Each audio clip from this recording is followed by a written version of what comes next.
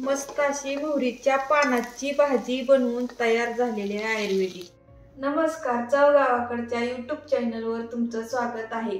मी आज मोहरीच्या जी भाजीला आपण मोहरी टाकतो त्या मोहरीच्या झाडाची भाजी आणलेली आहे, पानं खुडून। ती तुम्हाला कशी करायची ती तुम्हाला दाखवते। ती बघा कशी भाजी दिसती, काय दिसती ती ओळख करून घ्या तुम्ही। ही अशी मोहरीची पान आहे ती बघा, तुम्हाला ओळखू येते का? मंडईत पण ही मिळती, शेतात तर आपल्या असतीच असती, पण मंडईत पण मिळती ही भाजी। ही अशी मोहरीची भाजी आणलेली आहे, ही नीट करून घ्यायची। मी आता ही शेतातूनच झाडाचं पान खुडून आणलेलं आहे, त्यामुळे नीट करायची काय मला गरज नाही, एकदम चांगली आहे भाजी। ही अशी पान आहे ती मोहरीच्या झाडाची बघा, आहे का? आणि ही स्वच्छ आणलेली आहे, बघूनच झाडाची तोडून पानं आणली ती, त्यामुळे निवडायची मला काही लई गरज नाही। आता ही भाजी मी चिरून घेणार आहे विळीनं। आता मी चिरायसाठी विळी घेतलेली आहे, तुम्ही चाकू घेऊ शकता, तुमच्या पद्धतीने कशी बी कापू शकता। मग ही भाजी चिरेपर्यंत मी पाणी उकळायला ठेवते, गॅस चालू करते आणि कढईवर ठेवते आणि हे तांब्याभर पाणी उकळायला ठेवते कढईत। आणि ही आता मी भाजी चिरून घेते। ही भाजी कशी बी चिरा, काही नसते एवढी, कसं चिरा तुमच्या पद्धतीनं। कुठली बी भाजी आधी फडकायची असती, मग कशाची बी भाजी असू द्या, त्यातलं काय असलेलं पडतं। ही अशी भाजी चिरून घ्यायची, मधनं एक अशी चिर केली, पुन्हा ही अशी ठेवते आणि नंतर ही अशी भाजी चिरते। ही भाजी जरूर खात जावा, लय आयुर्वेदिक आहे। सारखं वांग बटाटा खायचा पण कंटाळा येतो, मग ही कुठल्याही पालेभाज्या खात जावा रोजच्या जेवणात। भाकरी ज्वारीची चांगला असतंय, आहार चांगला राहतो माणसाला। आता काय आजार आले तर ही डॉक्टरला सुद्धा निधन लागणं गेलं, काही बी खाण्यानं, मसाला खाण्यानं। त्या भाजीला मसाला ही काय सुद्धा लागत नाही, त्यामुळे तब्येतीला पण छान असतं ही। आता प्रत्येक भाजीला मसाला निघाले तर माणसं बी खाते ती मसाला, मग ती शरीराला हानी होती, डॉक्टरला सुद्धा त्याचं निधन लागणं गेलं। ही भाजी आता मी चिरून घेतली, आता ही पाणी उकळायला ठेवले। पाणी उकळलं की ही भाजी मी ह्यात टाकणार आहे। आता पाणी उकळीपर्यंत मी भाजी चिरून घेतलेली आहे, ही अशी ठेवते आणि ह्या भाजीला लागणारं आपण साहित्य बघून घेऊ।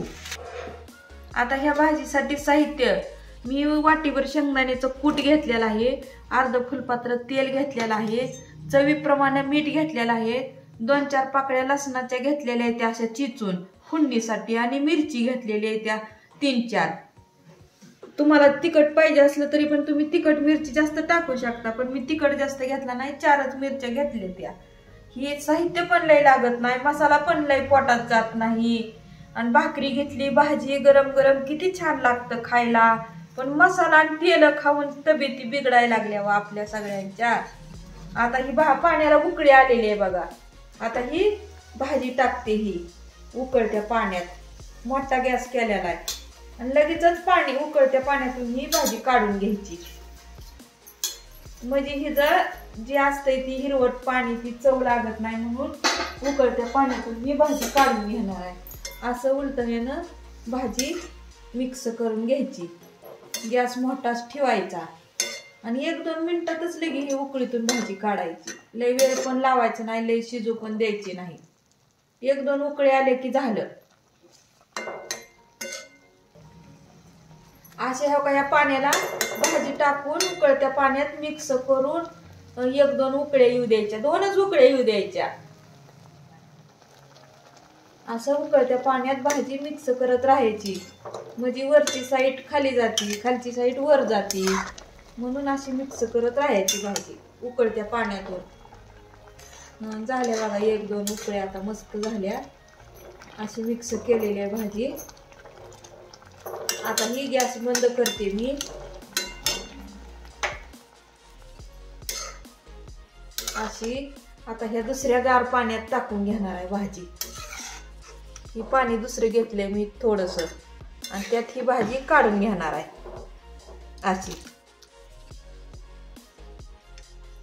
अशी काढून घ्यायची भाजी सगळी.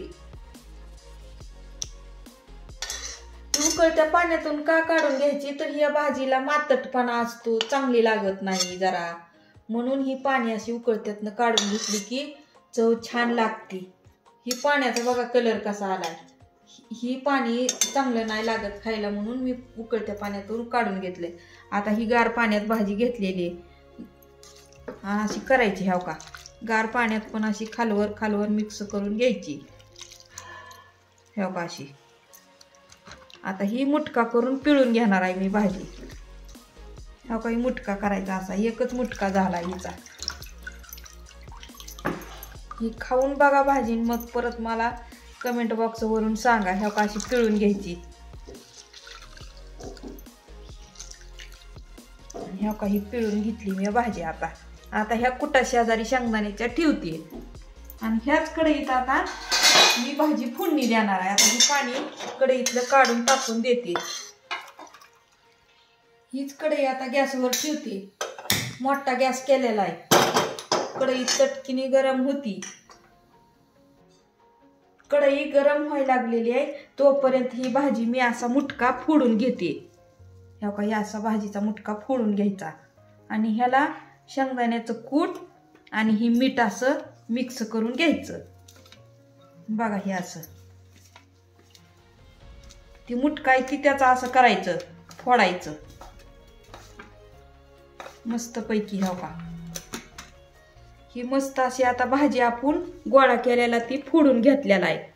आता कढई गरम झालेली आहे. आता तेल ओतणार आहे.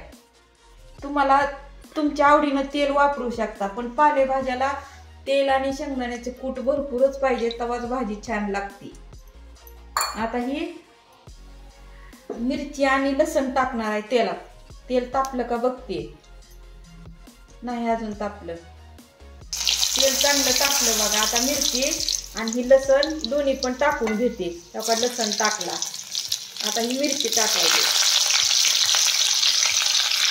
आपण उलटण्याने मिक्स करते.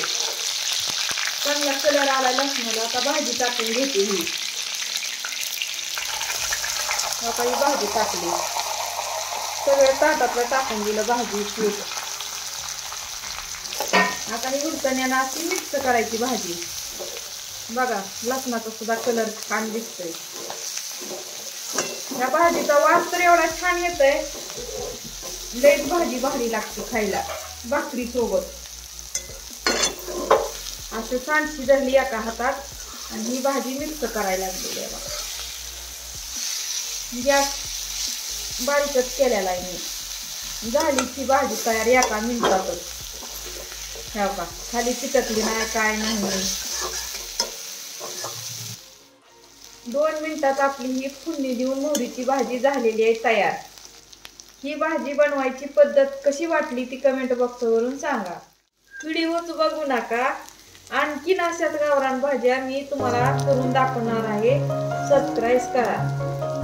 धन्यवाद.